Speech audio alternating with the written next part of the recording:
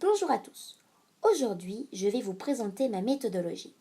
Donc juste avant de détailler ce que j'ai pu faire au cours des séances, je vais vous présenter l'algorithme d'un éboueur et celui d'un camion poubelle robotisé. Voici l'algorithme d'un éboueur.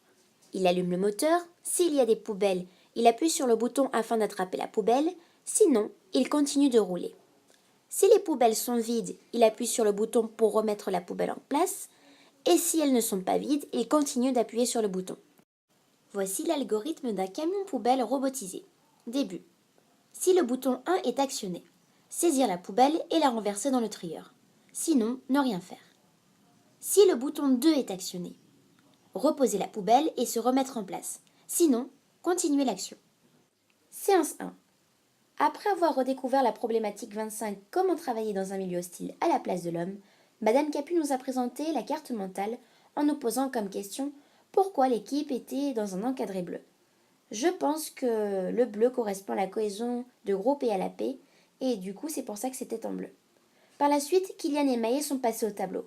L'un parlait des drones des mines et l'autre des scaphandriers. La conclusion de ces passages a été qu'on ne parlait pas assez de la solution et à quel problème elle remédiait.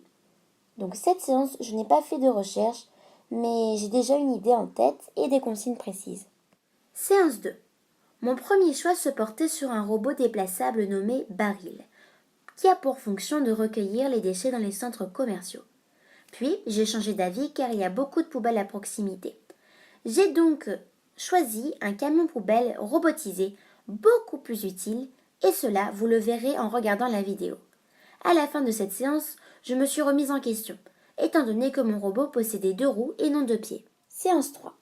Cette séance, je me suis consacrée à la réalisation de ma vidéo. Je voulais présenter quelque chose de ludique et d'original. Après avoir réfléchi, j'eus l'idée de créer un scénario animé. Je vous mets quelques petits extraits ici.